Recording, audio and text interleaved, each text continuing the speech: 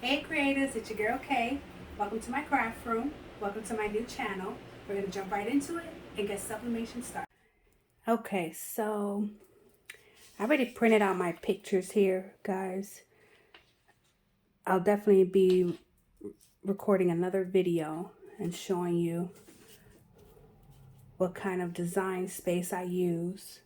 Some of you may know that with this black line, it's Cricut space. And without the black line full page, it's the Silhouette Design Studio. Okay. You do always want to remember to mirror your images, put it on the best high quality. They will come out looking a little faded. But once we get to sublimating them on the puzzle, you'll see that the image does get brighter. Okay, let's go ahead and move on to the next step. So before we start pressing, I want to show you guys what kind of press I have. I have more like the swivel. So, you know, you can kind of do something like this. Bring it on back. Your tray comes out.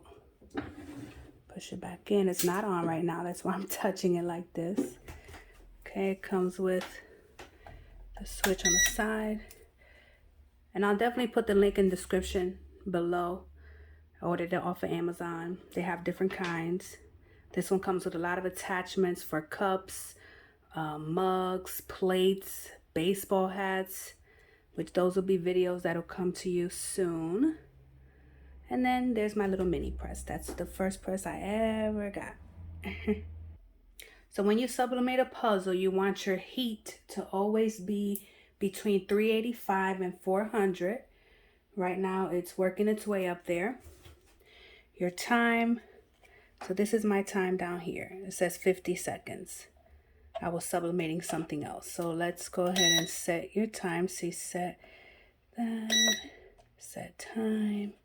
And we're gonna come down.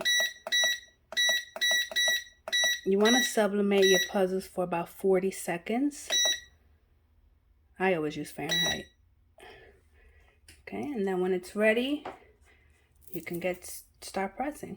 So we're just gonna let that sit there and heat up.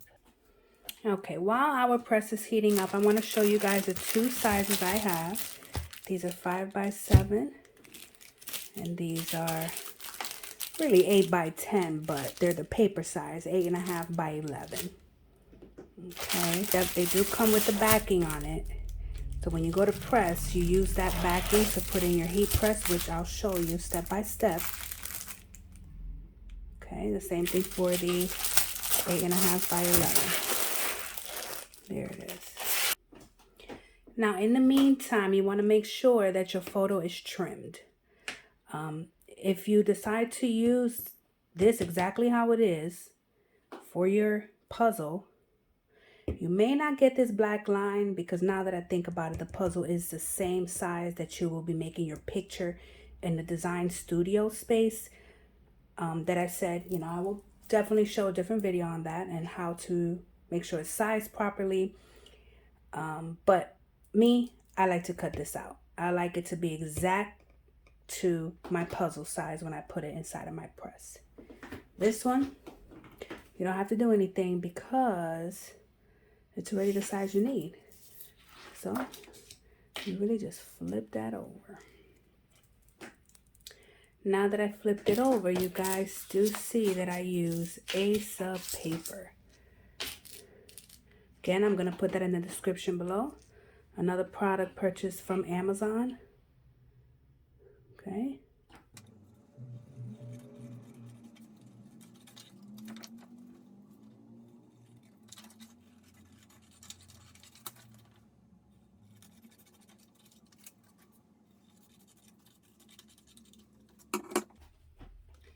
See, my image is cut now without all of that extra around it. Okay. And as I said before, this one we won't need to cut. But as you see, when I first showed it to you the other way, the image was the opposite where you really couldn't read what it said.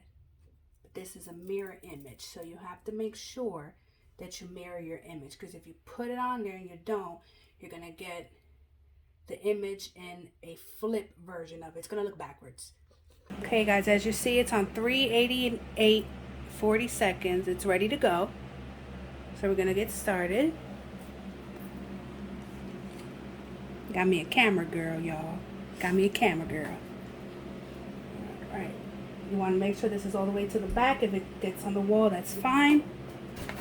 Okay, so I use parchment paper. Okay, unbleached. Some other people use Teflon. It's the same thing. I'm gonna cut a good piece out. Lay it on here for protection. Be very careful because this is very hot.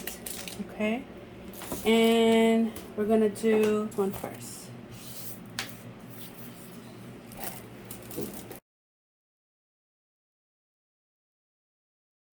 Like I was telling you earlier, the back is going to come on there. Okay, make sure it's nice and straight.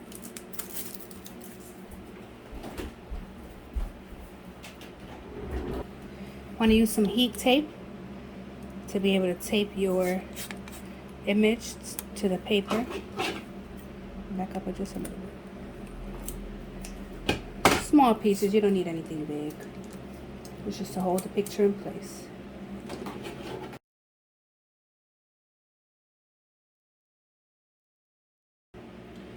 Now, because some of the puzzles will come a tad bit bigger, okay? So what you want to do is just kind of center it. It'll look nice. It'll have like a border at the top and the bottom for you all. Make sure that's taped on there good. Make sure you tape it. Picture, puzzle, paper. Okay. Now, like I said before, I've been doing these sublimations for a while. So this is just a repeat piece of paper that I use just as, you know, to protect my image. Sometimes the color does bleed through, but that's okay because it's not going to get on your puzzle. Okay. You can use, I like to use my two handles. Okay, we're good. Gonna press, start your timer, and let it do what it has to do. I don't know if you can see the steam, but it will steam a little bit for you. That's how you know it's cooking up in there. Your heat will start to go down as it's pressing. Once you hear that, press your button, lift it up, get it out of the way. You kind of see that image coming through already. This out. All right, let's see what we got here.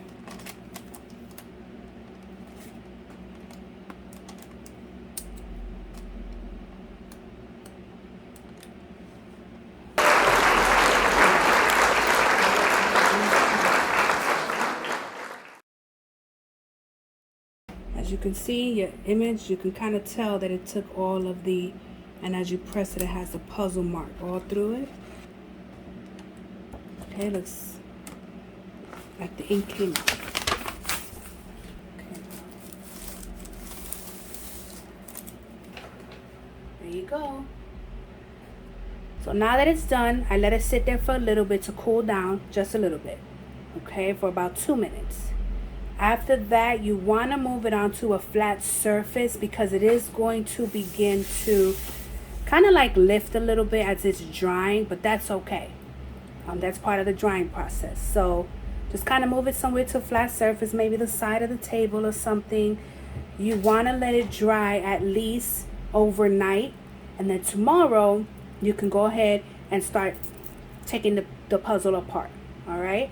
Something that I do that's really cute when I do these as, you know, either orders or gifts for people, I kind of put my own label that says piece your puzzle together to reveal image. Kind of like a surprise. It's fun. Here's another finished one that I've done already. This one is a smaller one, a 5x7, which we're going to get ready and get to do next. Okay. And then this is what it will look like if you don't want it to be taken apart and you just want it to be left in a package. That's what it will look like. Again, that's another 5x7 that we're going to get ready to do now. It's going to be the 5x7, the smaller one. Remember, make sure it's flat. Make sure your back is on there. Okay. Let's get the picture. Here's my picture. Again, it's mirrored.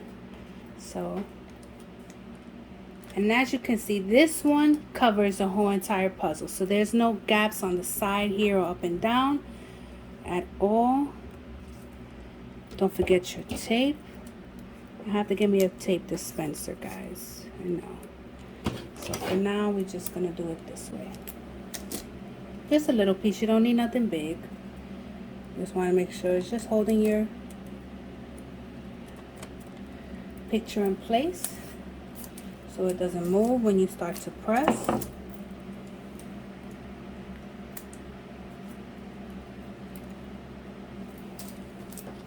Again, I like using my, uh-oh, we almost forgot to cover it. Again, use the same paper, no need to waste any more. Eventually you'll have to throw it away because then the color will begin to bleed through. So there's your same paper, it's straight there, it's ready to go. Press, get your timer started. All right, it's ready to go. Lift it up, take it off to the side. Remember, it's hot, so be very careful. Oh, so this one moved a little bit for us. I don't know if you can see, but you kind of see right there, it moved. It's okay if that happens. Just make sure you get your piece of tape and immediately take it off. See? There you go. So as you see, the picture is very bright. Okay, when I showed you before the picture that was just printed out, it looked a little faded, a little dull. But as you press, the color comes out and sublimates itself onto the puzzle itself. This puzzle is a little bit special to me and different. I'll tell you guys a little bit. My grandfather, he loves cars. And he's recently been diagnosed with Alzheimer's. So this one right here, we're going to send it to him. Hopefully, you know, it'll make his days better than what they are. Especially dealing with a loved one who has Alzheimer's. Okay? Just a little story for you guys. You see it's on that flat surface. This one is being moved to that flat surface. If you guys ever want to order, there's going to be a link in the description to go ahead and go to my Instagram page, follow my Instagram page, and place your orders. If you have any questions, any comments, go ahead and drop them down below. And we're going to end it right here. Here we go, guys. This is what sublimation on puzzles looks like. Hope you enjoyed my puzzle. Don't forget to like, subscribe, and comment below. Bye.